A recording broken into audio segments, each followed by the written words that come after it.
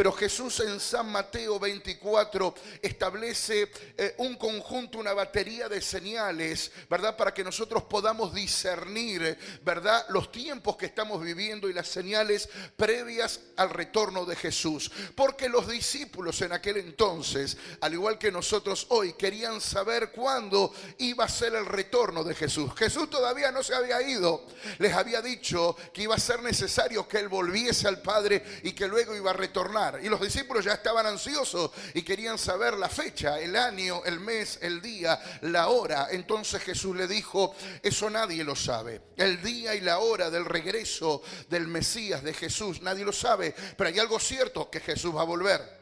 Hay algo muy cierto, que Jesús va a venir a instaurar su reino aquí en la tierra. Es muy cierto, dice la palabra de Dios, que va a haber un juicio final para aquellos que le dieron la espalda a Dios. Pero también en ese tiempo va a haber recompensa para todos aquellos que hemos sido fieles al Señor hasta el final. ¿Cuántos dicen gracias a Dios? Por eso esperamos ese día con gozo. Lo esperamos con alegría. No como los gentiles, no como los incrédulos. Nuestra espera para con Dios es con alegría, porque sabemos que va a venir el Señor con retribución en su mano.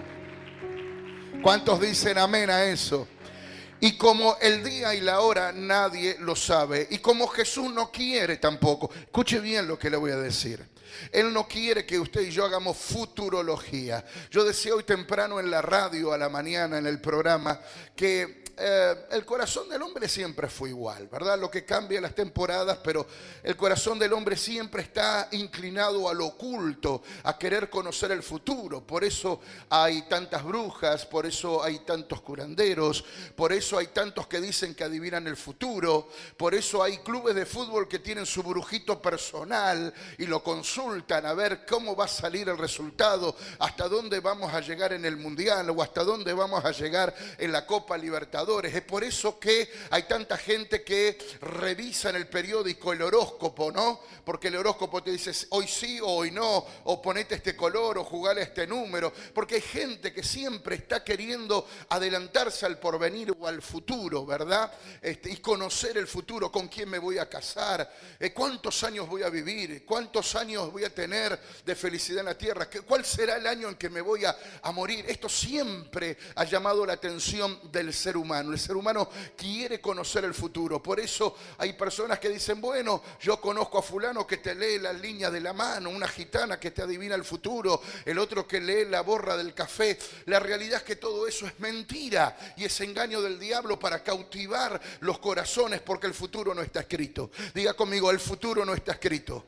Su futuro no está escrito. Nosotros vamos construyendo el futuro día a día. Y el único que está en pasado, presente y futuro es Dios, porque Dios es el único omnipotente, omnipresente, que está en todos lados, que está en todo lugar, que está en pasado, presente y futuro.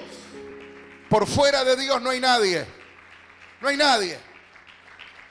No hay nadie, no se deje engañar. Amén, no se deje engañar. Cuando alguien le dice: no, pero hay gente, hay un profeta ahí que sabe el futuro, hay un profeta. Yo lo decía hoy a la mañana, hay una tendencia, incluso un mal muy propio nuestro, muy propio del pueblo evangélico, es que se levantan profetas o pseudos profetas, ¿verdad? Para cautivar el corazón de aquellos que tienen una fe genuina pero incauta, ¿no? Diciendo: a mí ya Dios me mostró el próximo presidente, a mí Dios ya me mostró quién va a estar el año que viene, a mí Dios ya me mostró aquello y lo otro. Pero la palabra de Dios es la palabra profética más segura. Amén. Hay muchos profetas que lo que hacen es tirar las runas, como también lo hacen los brujos, los curanderos, los hechiceros, a ver si la pego, ¿no? Hay muchos que buscan por ahí tener un poco más de likes o un poco más de suscriptores en su canal de YouTube para poder generar algún dinero. Pero nosotros sabemos que nosotros debemos seguir la palabra de Dios, que es la palabra profética más segura. Y que la Biblia dice: no sea hallado entre vosotros el que consulte a adivinos, a aquellos que dicen pronosticar el futuro. Por eso, si usted todavía en su corazón, déjeme hacer este paréntesis y luego entramos en tema. Si usted todavía tiene en su corazón algún resabio del pasado, de ese pasado sin Cristo, en que usted decía, y a mí me gusta que me adivinen, a mí me gusta que me digan, que es muy propio del evangélico. Viene un predicador, un pastor, un profeta, ¿no? Y dígame, ¿y qué le muestra Dios? ¿No? Yo siempre digo, y a veces por ahí le llamo la atención a un hermano que viene de vez en cuando de otra provincia, y cuando viene me dice, y apóstol, ¿qué le muestra a Dios? ¿Qué le muestra? ¿Me voy a casar? ¿O no me voy a casar? Y le digo, ¿y te vas a casar cuando te encuentres una buena chica? Eso no depende ni de Dios ni de mí. Hay gente que espera que el pastor le haga futurología. Hay gente que espera que venga un profeta y le diga, te vas a casar y va a ser con una rubia y va a tener plata. Gloria a Dios, ¿no? Si te profetizan así. Pero no es lo que nos muestra la palabra de Dios. Ese espíritu, ese anhelo de querer que un hombre terrenal me adivine el futuro, ¿verdad? Eso desvía al cristiano de la palabra de Dios. Porque tu confianza no tiene que estar puesta en una palabra profética. Tu confianza no tiene que estar puesta en lo que un adivino puede decir o pronosticar. Tu confianza y tu destino tiene que estar puesto en las manos del Señor, en la palabra de Dios. Aleluya. Aleluya. Es por eso que quienes estuvieron el martes pasado o quienes me escucharon hoy a la mañana en la radio sabrán que el Señor Jesús puso énfasis en una señal en particular. Él habló de que en los últimos tiempos iba a haber terremotos y hambrunas y pestes, es decir, pandemias, epidemias, problemas de salud en la población, cambios climáticos, que iba a haber guerras, rumores de guerra, que el corazón del hombre se iba a inclinar al mal. Pero una de las mayores señales que Jesús estableció fue la del engaño. Cuando usted toma San Mateo capítulo 24 y toma un resaltador y empieza a marcar cuántas veces Jesús habla del engaño, de los falsos profetas, de los falsos cristos, que se levantarán falsos maestros, falsos cristos y engañarán a muchos, usted empieza a marcar y se encuentra con que Jesús insiste con eso. Insiste con eso y le dice, cuidado, ustedes que son de la iglesia, ustedes que son discípulos, ustedes que son hermanos en la fe, cuidado, porque una de las mayores señales de los últimos tiempos es que va a haber engaño, es que va a haber falsos maestros, falsos profetas, gente de entre vosotros pero que no eran de vosotros, gente que va a predicar con la Biblia pero no respetan la palabra de Dios, gente que no va a tener temor alguno de ocupar un púlpito y abajo del púlpito tener una vida que es un cambalache, que es un verdadero desastre. Se apacientan a sí mismos, ¿verdad? No les interesa la verdad, no les interesa la santidad, no les interesan las ovejas, van a ser mercancía de vosotros. Y eso es lo que estamos viviendo, ¿sí o no? Y Jesús habló, por eso dijo, mirad que nadie os engañe, mirad que nadie os engañe, porque van a venir muchos hablando en mi nombre, porque muchos van a profetizar en mi nombre, porque muchos van a enseñar en mi nombre. Y si te dicen, mira, corre para allá porque allá está el avivamiento, o corre para allá porque allá está el profeta, no corran detrás de las modas. Ustedes afirmen su fe en la verdad de la palabra de Dios. Aleluya. Aleluya. Así que Jesús habló del engaño. Pablo, el apóstol Pablo, también habló acerca de esto en una de sus cartas cuando él dice, porque en los postreros tiempos, él dice textual, en los postreros tiempos se levantarán espíritus engañadores. Espíritus engañadores. Él habla de demonios, ¿verdad? Que van a engañar, si fuere posible, aún a los propios escogidos. Amén. Por eso usted tiene que tener discernimiento de espíritu. Por eso usted siempre tiene que filtrar todo a través de la palabra de Dios. No le diga amén a cualquier cosa, no le aplauda a cualquier cosa, no le ponga like en Facebook a cualquier cosa, no siga a cualquier profeta de las redes sociales porque simplemente tiene miles o 1.000.000 de seguidores. Usted tiene que filtrar toda la fe a través de la palabra de Dios. ¿Cuántos dicen amén? Porque la Biblia dice, se levantarán espíritus engañadores, ¿verdad? Y a muchos apartarán de la fe, y si fuere posible, aún a los propios escogidos. Y antes de entrar en el tema de hoy, déjeme repasar dos cosas fundamentales porque veo caritas nuevas y necesito hacer esto. Cuando Jesús habla de las señales del tiempo del fin y le dice, yo no les puedo decir el día ni la hora, porque eso está escrito en la palma de la mano de Dios, de mi Padre, solamente Él sabe, ni los ángeles que están en el cielo lo saben, pero yo les voy a dejar algunas señales. Él habló, por ejemplo, de cómo iba a estar la atmósfera, el clima espiritual en el mundo. Cuando digo el mundo me refiero afuera de la iglesia, la gente, las naciones, los que no conocen a Dios, ¿verdad? Los que no congregan como usted y yo porque aman realmente a Dios. Jesús dijo, allá afuera ustedes van a notar que los días van a ser como los días de Noé, ¿sí o no? Cuando usted lee San Mateo 24, Jesús especifica y dice, más como en los días de Noé, así serán los días previos a mi venida. ¿Y cómo eran los días de Noé? El propio Jesús lo dice, se casaban, se daban en casamiento, se separaban, se volvían a casar, vivían en fiestas, en borrachera, en una vida licenciosa, no querían escuchar las cosas de Dios, se burlaban de Noé, se burlaban de las cosas de Dios. La sociedad en los días de Noé era una sociedad violenta, era una sociedad sanguinaria, era una sociedad cruel, era una sociedad burlona, era una sociedad que le había dado la espalda a Dios. Amén. Y fíjese si no estamos viviendo los días de Noé, donde la inmoralidad reina, ¿sí o no? Donde el matrimonio ha dejado de ser una costumbre para ser una antigüedad, donde lo común es separarse, donde lo común es la infidelidad, donde lo común es la falta de respeto, donde no respetamos al mayor, no se respeta a los padres, donde se ha perdido el afecto natural, donde los homicidios ocurren más dentro de la casa que fuera de la casa, entre conocidos que entre desconocidos. ¿Sí o no? Es lo que Jesús habló. Amén. Como en los días de Noé, así serán los días previos a mi regreso. Y nosotros estamos viendo esos días allá afuera. Pero también Jesús habló de señales dentro de la iglesia. ¿Cómo va a estar mi iglesia? ¿Cómo va a estar mi gente? ¿Cómo van a estar mis discípulos? Y Jesús para eso usó una parábola. El capítulo 25, que es el capítulo siguiente al cual estuvimos hablando, Jesús utiliza una parábola. ¿Qué es una parábola? Es una historia que no es real, pero que tipifica, que enseña una realidad espiritual. Eso es una parábola, es un cuento, es una ilustración que alguien toma para enseñar una verdad. Y él habla de 10 vírgenes, 5 prudentes y 5 fatuas, ¿verdad? Las 10 estaban esperando a su esposo, las 10 estaban ya listas para el momento del casamiento, para recibir al novio.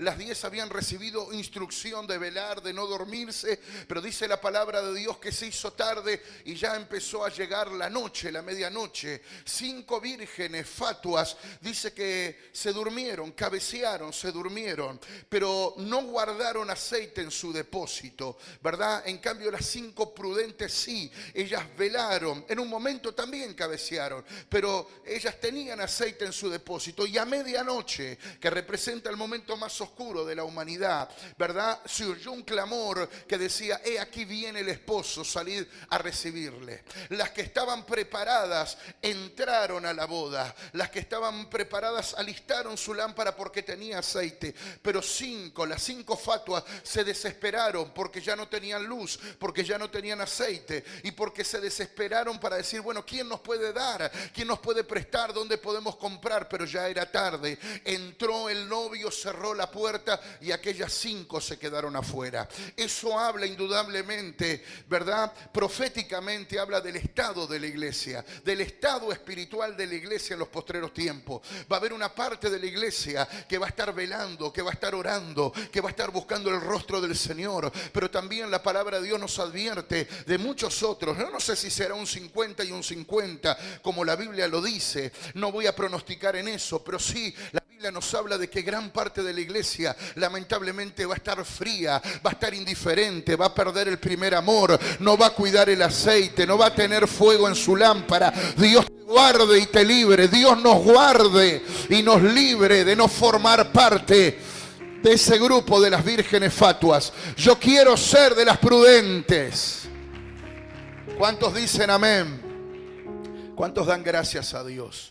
Aleluya. Y hoy yo quiero adentrarme un poco en el libro de Apocalipsis, que es el libro que a tantas personas le llama poderosamente la atención, como si fuese un libro futurista. La palabra Apocalipsis significa revelación. ¿Qué significa Apocalipsis? Revelación. Digo esto porque muchos creen que Apocalipsis significa el fin. Apocalipsis significa destrucción. No, no significa eso. La palabra Apocalipsis, que es una palabra griega, significa revelación. ¿Y qué nos presenta el libro de Apocalipsis? Nos presenta la revelación de Jesucristo como Rey, Jesucristo como Señor, Jesucristo como ganador, Jesucristo como Rey de reyes y Señor de señores. ¿Cuántos dicen amén? Dice la Escritura, y antes que vayamos al capítulo 13, que es el que vamos a leer y compartir en esta noche, la revelación del Apocalipsis la recibe el apóstol amado, el apóstol Juan. Juan, hacia el año 90 después de Cristo, está desterrado en una pequeña isla llamada Patmos. Ahí van a parar aquellos, ¿verdad?, que eran llevados cautivos por causa del Evangelio. Juan no está ahí por ladrón, ni por mentiroso, ni por violador. Él está por predicar la palabra de Dios en aquel lugar, ¿verdad? Y cumpliendo una condena en aquel lugar por causa del Evangelio.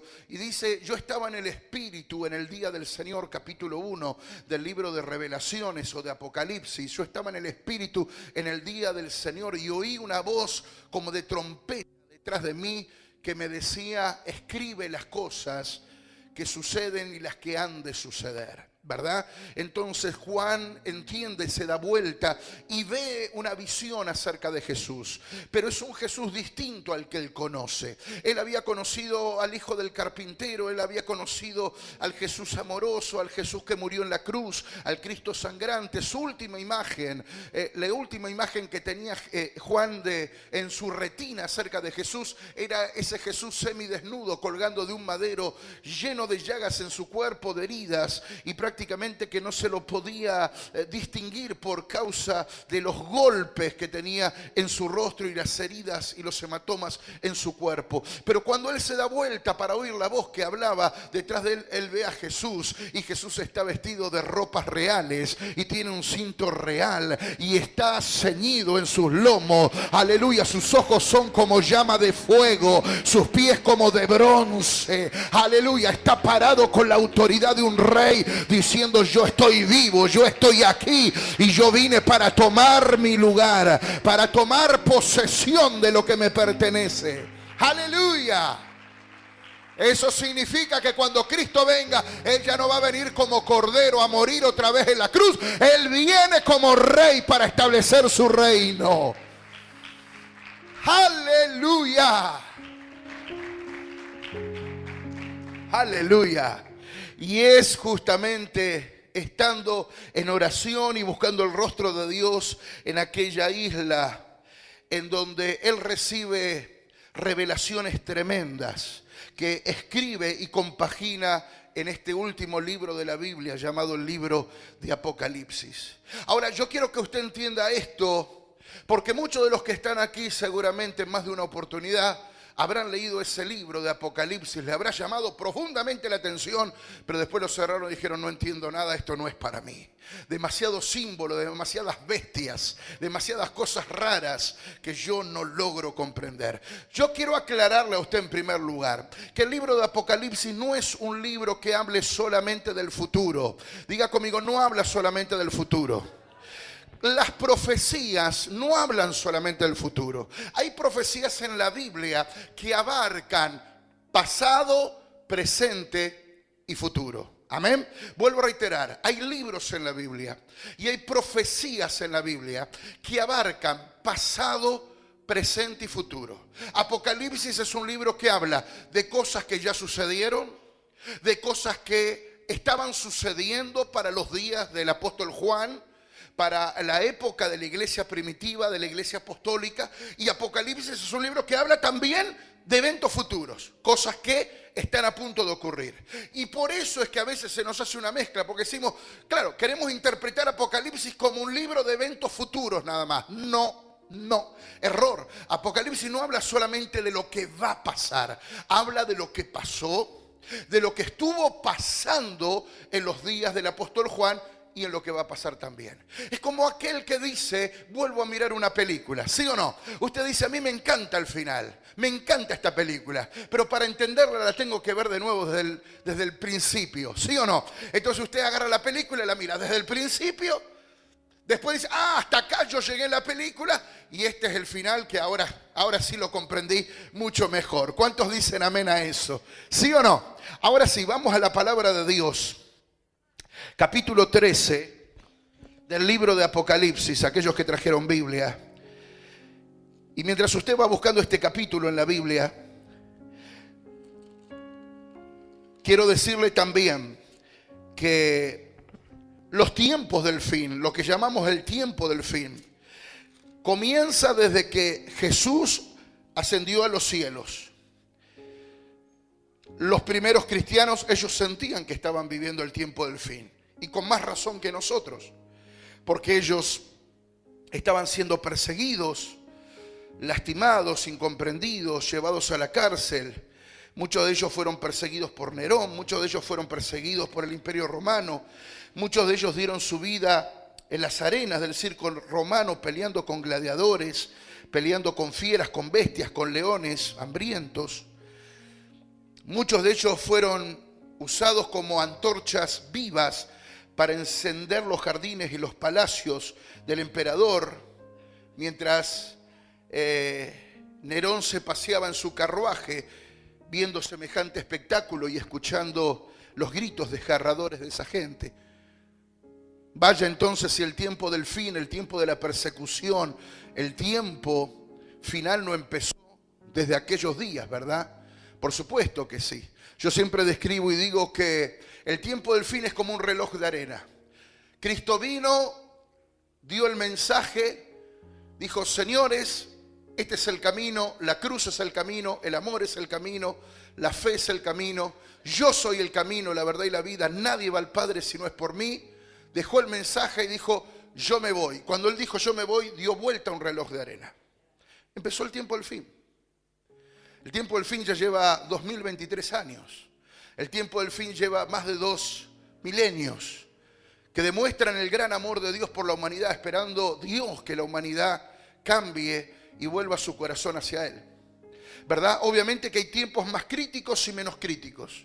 Los que estamos viviendo esta última generación hemos de pasar los tiempos finales. El reloj de Dios está a punto de marcar la medianoche. ¿Cuántos dicen amén a eso? Dice la palabra de Dios, Apocalipsis capítulo 13, verso 1 en adelante. Me paré sobre la arena del mar y vi subir del mar una bestia que tenía 7 cabezas y 10 cuernos, y en sus cuernos 10 diademas, y sobre sus cabezas un nombre blasfemo. Y la bestia que vi era semejante a un leopardo, y sus pies como de oso, y su boca como boca de león. Y el dragón le dio su poder y su trono y grande autoridad.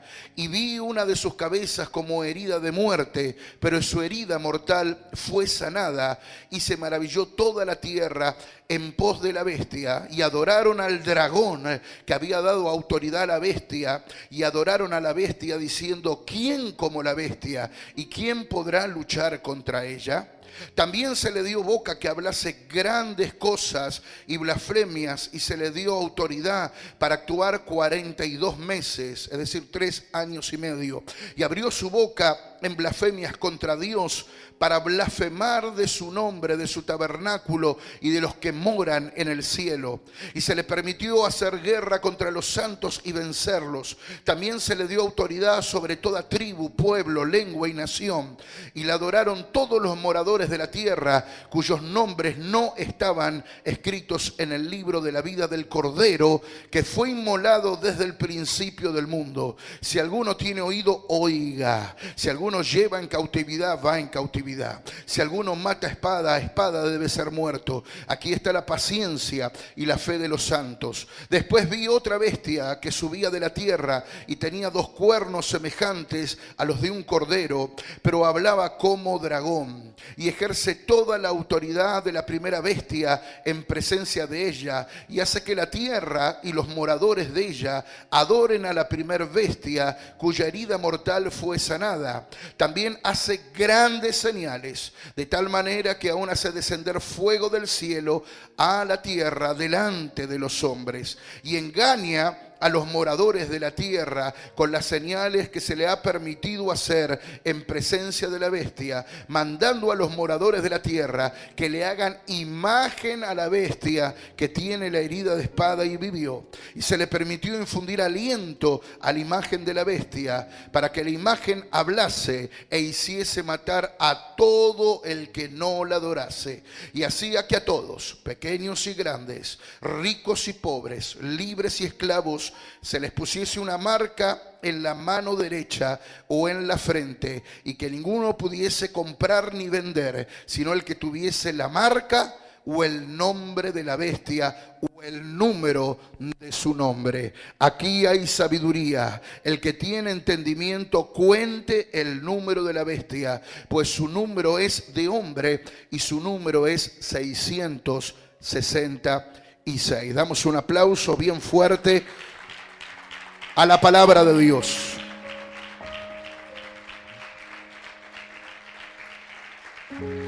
¿Por qué comienzo hoy con este capítulo 13? Porque esto también es una señal fuerte, profética, de lo que estamos viviendo y lo que se avecina antes de los días de Jesucristo, ¿verdad? Así como hablamos recién de las señales de San Mateo 24, como en los días de Noé, la situación de la iglesia, las estrellas, el sol, las señales en los cielos, que hablamos el martes pasado, hay una señal que se viene dando en el concierto de las naciones, y es que el espíritu del mal, el espíritu de Satanás, el mismo dragón, porque el dragón aquí representa al mismo diablo, está preparando un nuevo orden mundial. Está preparando Satanás a las naciones, está preparando al conjunto, al concierto de las naciones para globalizarse, para unirse y para formar un nuevo y gran imperio, ¿verdad? Que va a ser luego un imperio o un gobierno que va a enfrentarse directamente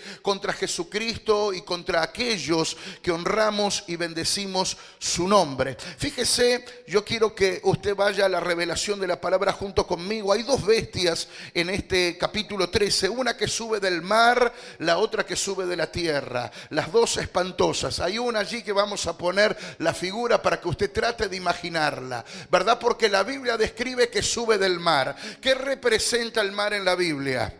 El mar en la Biblia representa el concierto de las naciones, el mundo. Cuando la Biblia dice las muchas aguas, cuando la Biblia habla del mar, está hablando del conjunto de las naciones. Significa que esta bestia que describe Juan en Apocalipsis emerge del mar, es decir, es fruto de la política, es fruto de la unidad de las naciones, es fruto del concierto de naciones que se prepara para un mundo globalizado. Y describe Juan a esta bestia que sube del mar como una bestia que tiene cuerpo de leopardo, que tiene pie de osos, que tiene cabeza y boca de león. Eso representa cosas que en otro tiempo imperios también, características que otros imperios tuvieron. El leopardo representa en la Biblia velocidad.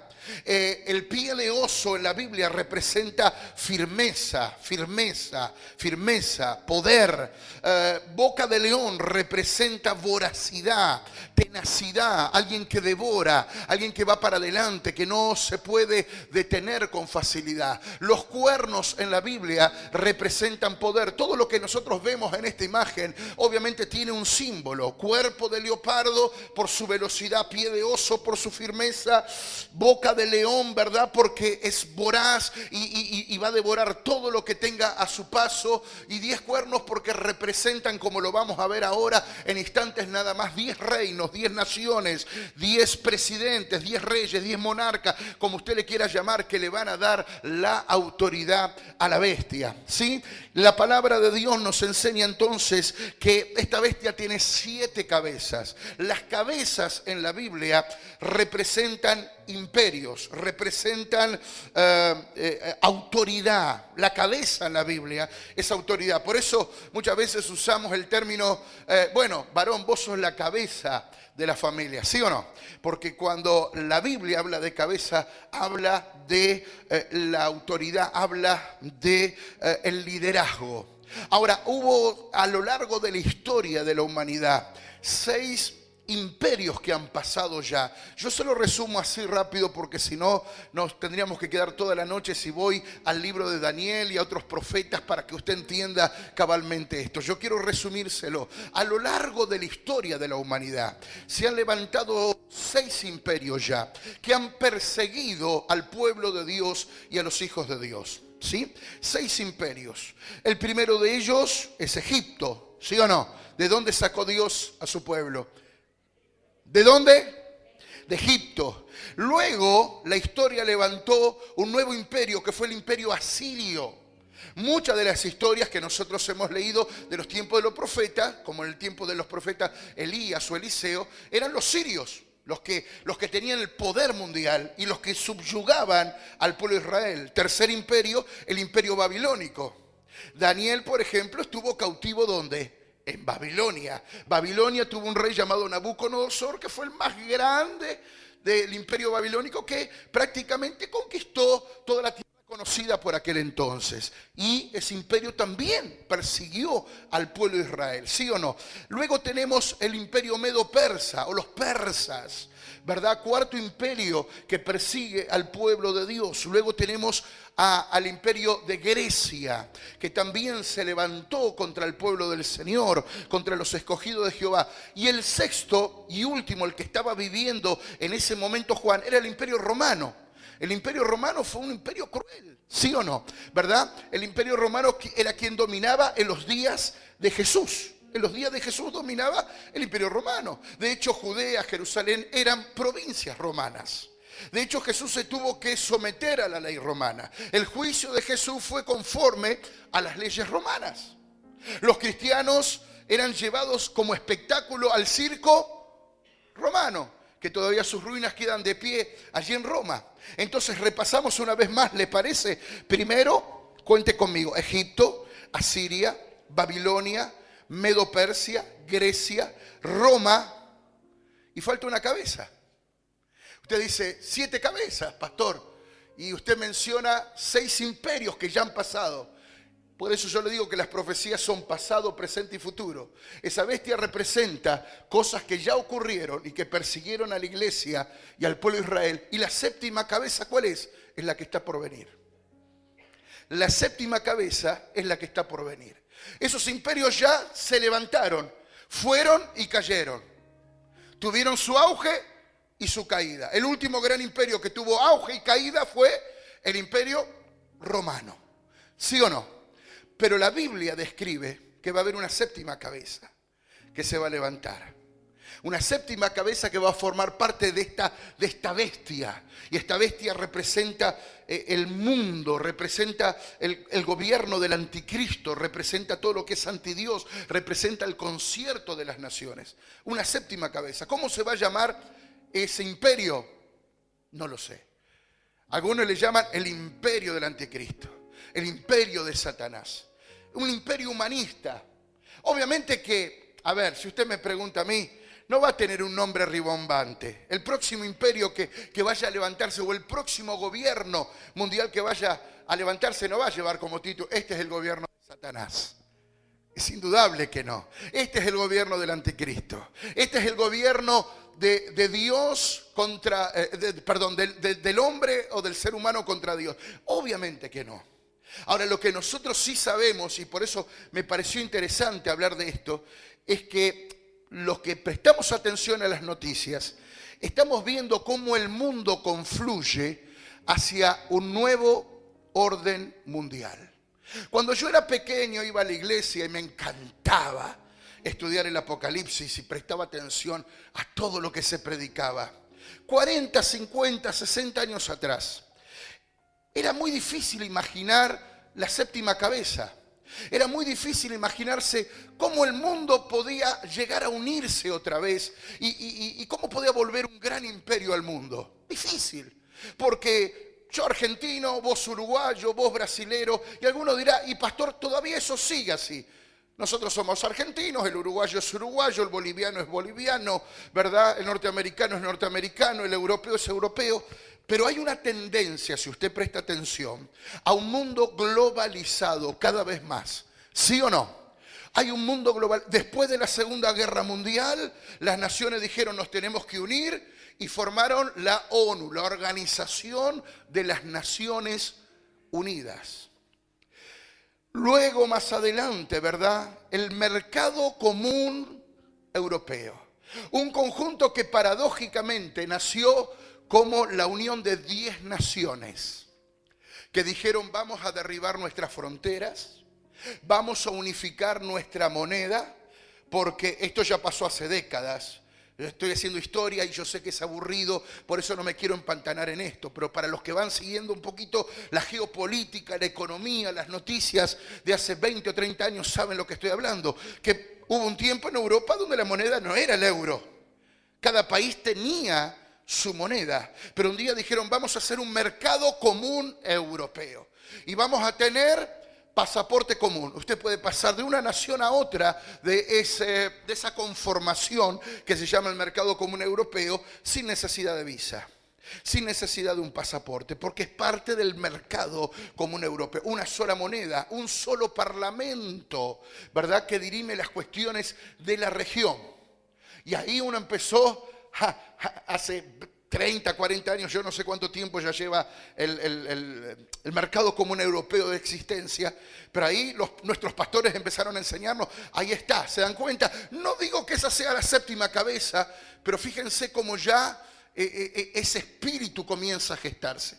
Y luego comienza a llegar otros mercados, otras uniones. Aquí en Sudamérica el Mercosur, ¿sí o no? El grupo del G20, el grupo del G7, todos esos grupos que nos muestran una tendencia de que el mundo busca un geoposicionamiento. Es decir, yo me voy a aliar con fulano porque me conviene. Yo me voy a poner del lado de China o de Estados Unidos o de Rusia. Entonces, los países que estamos aliados acá somos un bloque en común y los que responden a otros intereses están en bloque, ¿sí o no? ¿Cuánto me van entendiendo?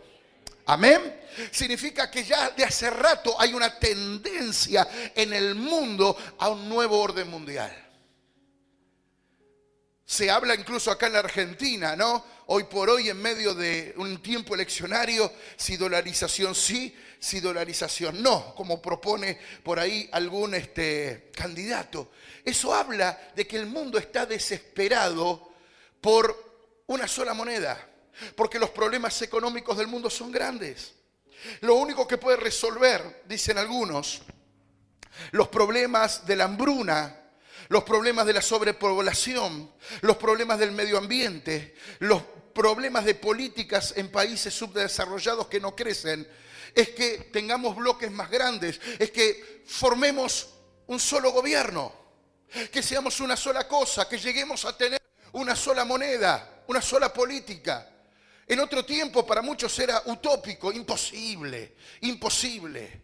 Si acá en el planeta conviven libertarios y comunistas, los de derecha y los de izquierda, pero cada vez más nosotros vemos un mundo que tiende a unirse, a globalizarse. Y luego de estas políticas que yo les acabo de mencionar, vienen fenómenos que aparecieron de golpe, por lo menos para nosotros los que llevamos unos añitos, como es la Internet. De repente llega la Internet y ya no hay fronteras. Ya la información no tiene frontera. Vos podés hablar por Internet, podés comprar por Internet a quien se te antoje. Hay gente que dice, pastor, no, yo mi compra la hago me viene de Estados Unidos, a mí me viene de Chile. Hay otros que con un clic solamente se comunican con un pariente en España. Y la internet lo que hizo fue manifestar y poner de relieve que vamos hacia una aldea única, hacia un mundo único, hacia una aldea globalizada, hacia un concierto de naciones que tienden a unirse cada vez más. Amén. Y junto con el fenómeno de internet luego surgen las redes sociales. Y luego surgen los problemas políticos que hacen que muchas naciones empiecen a alinearse detrás de ideologías políticas. Y hoy por hoy, y quiero llegar a esto, casi nadie duda de que hay una élite que gobierna en las sombras. Que muchos de nuestros presidentes de países pequeños o subdesarrollados no son más que títeres que tienen que responder a intereses mucho más grandes. Hay una élite de gente conformada por grandes políticos, grandes presidentes, grandes estadistas, mega ultra millonarios. ¿Quién no sabe, quién no se por ahí se instruyó en algún momento que gente como en su tiempo Soros o Bill Gates, ¿verdad? O ahora el nuevo magnate, el hombre más millonario del mundo, Elon Musk, no solo están ahí para hacer plata, no solo para mandar cohetes a Marte o a la Luna, no solo para ir poniendo en el mercado los primeros autos eléctricos o cosas que nos parecen futuristas. Ellos se sientan en una mesa para dirimir los asuntos de las nuevas políticas mundiales. Son los poderosos, los nuevos millonarios, la gente que tiene peso en la política mundial, los que conforman, vuelvo a reiterar, el nuevo orden mundial y los que manejan la agenda en definitiva. Los que manejan la agenda. Y usted ve que un presidente en la Argentina o en Uruguay o en Chile o en Medio Oriente tiene que ir en algún momento a rendirles pleitesía. Alguien aparece en algún momento para ir a sacarse el sombrero y para decir, bueno, ¿cuál es la instrucción? Porque hay una élite que gobierna tras las sombras. Y muchas de las nuevas políticas, preste atención a esto, y no estoy haciendo política, estoy describiendo una realidad. Muchas de las nuevas ideologías y de las nuevas políticas que han surgido en los últimos recientes años tienen que ver con esto, con este gobierno en las sombras. De repente, de golpe surgió la ideología de género. ¿De dónde salió? De repente, todo el mundo pidiendo la ESI, la educación sexual en los colegios. ¿Quién financió? De repente, en un país como Argentina, que está ahí, somos la bota del mundo, estamos en el punto más austral, nos llega financiación para que un montón de mujeres se pongan un pañuelito verde y empiecen a manifestar el movimiento feminista. No, muerte al macho, el hombre es mala palabra. Hay que matar al hombre, hay que sacarlo de la escena. ¿De dónde surgen esas políticas? ¿De dónde surge esa agenda? ¿Cómo puede ser que de golpe vos te encontrás con un montón de gente que ahora se despierta con que se quiere casar con un elefante? ¿O que se dieron cuenta que el hombre es mala palabra, que no hace falta hombres en la humanidad? ¿De dónde surge? Así de repente, de golpe. O de repente todos los países que, como le pasó a este gobierno que está a punto ya de terminar su mandato el 10 de diciembre, que en medio de una pandemia feroz, en medio de una crisis feroz, hizo lobby hasta sacar la ley del aborto. Porque era una obsesión que tenía que salir el aborto, sí o sí, no importaba. A usted y a mí nos encerraron, nos dijeron en casa, no van a la iglesia, se quedan con barbijo viendo tele, viendo la cifra de los muertos. Pero mientras tanto ellos sacaban leyes anti Dios. Y eso usted lo ve que se replica en todas las naciones.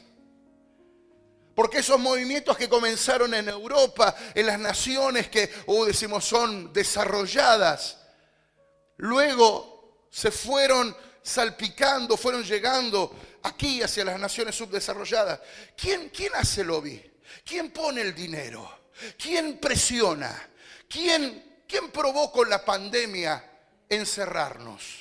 ¿Por qué todavía no se sabe de dónde salió el COVID-19? ¿Por qué nadie es responsable todavía? ¿Por qué nosotros aceptamos como carneritos, bajamos la cabeza de que en Argentina haya habido más de 130.000 muertos? ¿Por qué en todo el mundo una pandemia, verdad? Y después rápidamente una vacuna. Porque todo eso es parte de un experimento social que tiene que ver con un nuevo orden mundial. Y podría así estar toda la noche mencionándoles ejemplos, ¿sí o no? Que tienen que ver con este nuevo orden mundial. Que de repente manejan agendas como la economía mundial, el hambre, las pestes, la sobrepoblación del mundo, los recursos hídricos, el cambio climático, la colonización de nuevos planetas. Detrás de estos títulos que parecen nobles y que parecen necesarios para la agenda del mundo, se esconden intereses espurios. Y lo que propone este gobierno o este nuevo ordenamiento mundial es que haya una séptima cabeza, que haya un nuevo imperio, ¿verdad? Que todas las naciones se puedan alinear en una y que, en definitiva, la agenda de las ideologías y de las nuevas políticas las maneje una élite. Cuando eso termine de acontecer, y estamos muy pronto, estamos muy cerca de eso, porque todos los días vemos, ¿verdad?, que esto tiende cada vez más, no es cada vez menos, cada vez más. Todo lo que va surgiendo nos acerca a ese nuevo ordenamiento mundial, hasta que llegue un momento en que usted se va a levantar y va a ver en las noticias que en definitiva surgió ahora un estadista, un político, un hombre muy capaz, que va a estar por sobre este nuevo orden, que tiene la vacuna, que tiene la moneda, que tiene la respuesta, que tiene la solución para los problemas de la humanidad. Y cuando eso esté aconteciendo, usted ya sabe que está parado frente al advenimiento del anticristo y al nuevo orden mundial representado en la séptima cabeza de la bestia. ¿Cuántos dicen amén? ¿Cuántos me van entendiendo? Por supuesto que esto es a grandes resúmenes, ¿no? Fíjese que yo me salteo cosas porque estoy con poquito tiempo. El martes que viene vamos a seguir. Pero uno de los problemas que viene a resolver esta séptima cabeza es el problema actual que tiene el mundo, que es el problema del hambre, que es el problema de las pestes, que es el problema de la sobrepoblación mundial. Entonces, ¿cuál es la forma? Una marca, un nombre, un número, una identificación que la Biblia describe como el 666. Dice, y hacía que grandes y pequeños, libres y esclavos, ricos y pobres, nadie pudiese comprar ni vender si no tuviese esta marca en su frente o en su mano derecha. Que nadie pueda comprar. Entonces, de repente, otra señal que nosotros ya vemos claramente. Cuando yo era pequeño, mamá nos ponía la plata enrolladita en la mano y decía, anda a comprar y fíjate el vuelto, tráeme vuelto. ¿Sí o no? Muchos de los que estamos aquí, que ya tenemos 50 más, crecimos con la moneda, con el papel. Hoy la nueva generación ya no usa papel. Las nuevas generaciones no van a usar papel. Hoy por hoy, ¿cuántos hay que dicen, no, yo hago transacción electrónica? Yo uso billetera electrónica, llámele Wallah, Mercado Pago o lo que usted crea. Hasta yo que soy un veterano, hoy por hoy la mayoría de las compras las hago a distancia y con estos sistemas. Significa que hay una solución para terminar con los robos, que a vos te roben la plata, te saquen la cartera, te roben el documento, la tarjeta de crédito. Hay una solución, ¿verdad?, para que usted no ande con efectivo encima, que es todo digitalizarlo. Y cuando se empezó a hablar de digitalizar todo, apareció el microchip. La nanotecnología, la capacidad de, en dispositivos cada vez más pequeños, contener más información. En mi generación escuchábamos música con un cassette de cinta. Si era de 90 teníamos para guardar mucha música. Entonces teníamos lado A y lado B. ¿Sí? Después explíqueselo a sus nietos o a sus hijos en casa. Después salió el CD, pero grandote. Después salió el pendrive. Y cada vez los dispositivos son más chiquitos. Hoy los chicos se pasan la tarjetita de memoria, que la ponen dentro de otra más grande para que no se le pierda, pero en realidad en una cosita así, de medio centímetro por medio centímetro, usted puede almacenar la cantidad de música, por decir una cosa que se le antoje. Cuando antes de la pandemia ya una empresa sueca empezó a trabajar con implantes de microchip, paradójicamente, ¿dónde?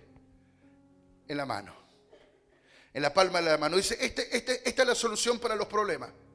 Porque en ese microchip que nosotros proponemos, que no supera el tamaño de un granito de arroz, usted puede googlear si quiere este dato que yo le estoy dando y usted va a encontrar portales como Infobae, diarios reconocidos. No es que lo dice el pastor, periódicos que le van a llevar esa información. Hágalo.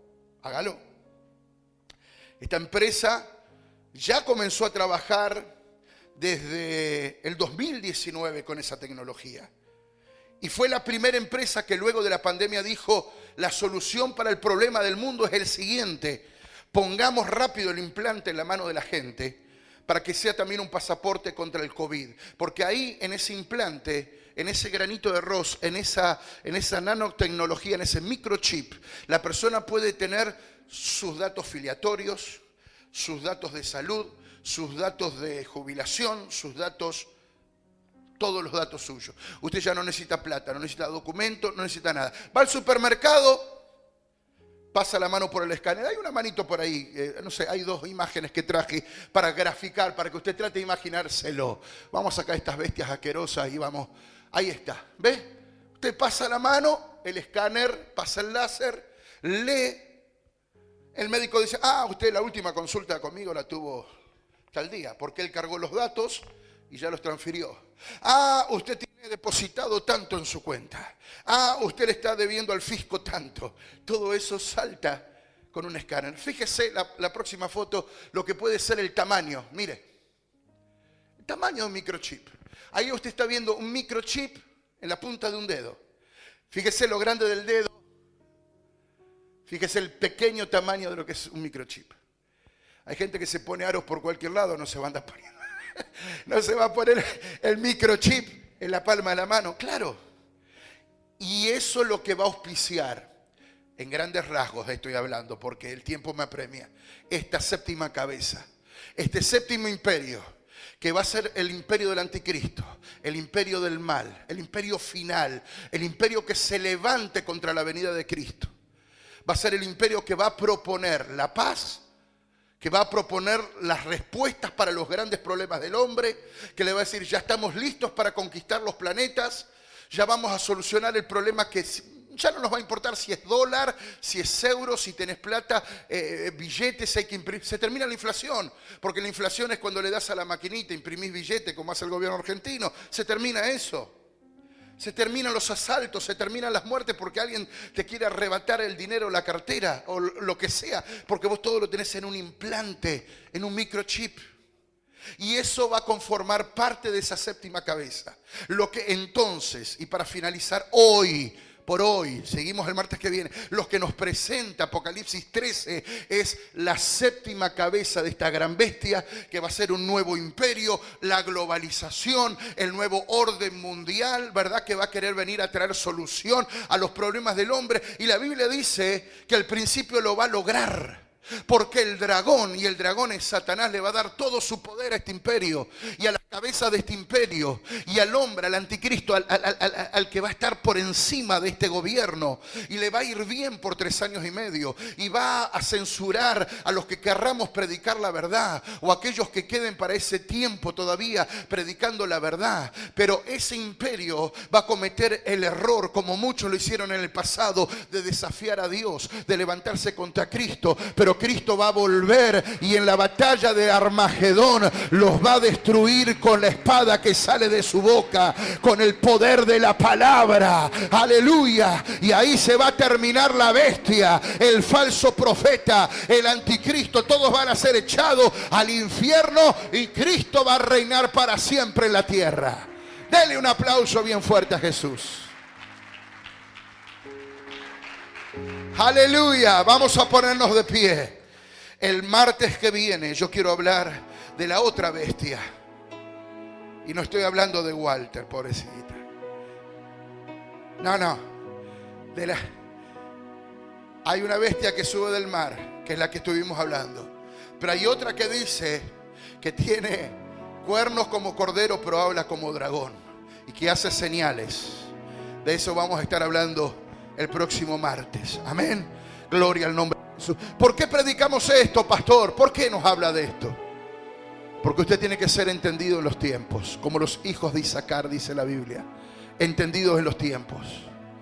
Porque usted tiene que llevar ahora este mensaje a su casa, a su familia, y decirle: abramos los ojos. Abramos los ojos. Todas estas nuevas políticas, todas estas ideologías que han surgido, que son financiadas por grupos poderosos, por élites, nos están llevando al cumplimiento de la séptima cabeza de la bestia. La última cabeza. Se completa la historia y llega el fin. Se va a levantar un mundo contra Cristo.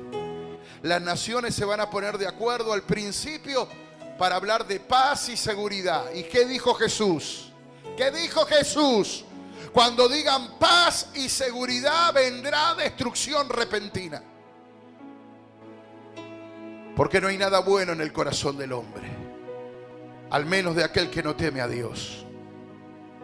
Porque al principio van a decir: nosotros podemos, como en Babel, construir nuestra propia historia sin Dios. No necesitamos a Dios. Basta de religiones. La religión es el opio de los pueblos. Basta de Dios. Dios nos resultó. Ya está, basta. Eso es de ignorantes. Ahora unámonos nosotros los hombres. Unámonos las naciones y demostremos cuánto podemos como raza. Y cuando le den la espalda absolutamente al Rey de Reyes y Señor de Señores, Él va a venir con sus ejércitos a decir: señores, ustedes están equivocados, esta tierra es mía y yo se la voy a entregar en heredad a mi pueblo. Usted tiene que salir en esta noche a hablarle a su familia de que las profecías se están cumpliendo, que estamos en el tiempo del fin, que no es tiempo de dormir, no es tiempo de cabecear, no es tiempo de quejarse, no es tiempo de quedarse en casa, no es tiempo de decir escucho por la radio, no es tiempo de decir mañana voy. Es tiempo como el de las 5 vírgenes prudentes, de tener aceite en tu lámpara, de vigilar, de estar despierto, porque la venida de Cristo se acerca. Y solamente aquellos que están preparados irán con el Señor. Mi Dios y mi Padre, Señor, tu palabra nos avisa de que viene un tiempo peligroso, que el espíritu del anticristo, como dicen tus apóstoles, ya está manifestado en la tierra, que hay naciones que están planificando en tu contra, Dios, que hay movimientos ideológicos y políticos que quieren apartar al hombre de Dios y están lanzando munición gruesa, artillería pesada, y en gran parte lo están logrando, como dice la palabra. Presidentes, reyes, naciones, multitudes que van detrás de estas ideologías, de estas políticas, de estos movimientos seculares, donde Dios no forma parte ni tiene arte en todo eso. Pero declaramos, Dios, que tu palabra ya profetiza y nos revela que tú eres el Rey que viene pronto en gloria. Y nosotros estamos de tu lado, Señor. Nos ponemos de tu lado, Señor, porque hemos lavado nuestras ropas en la sangre de la cruz. Porque, Señor, queremos ser parte de ese pueblo escogido y redimido, que va a reinar contigo para siempre. Señor, reconocemos que tú eres el único Rey, el único Señor y el único Mesías, y que no hay nadie fuera de ti. En el nombre de Jesús, amén, amén y amén.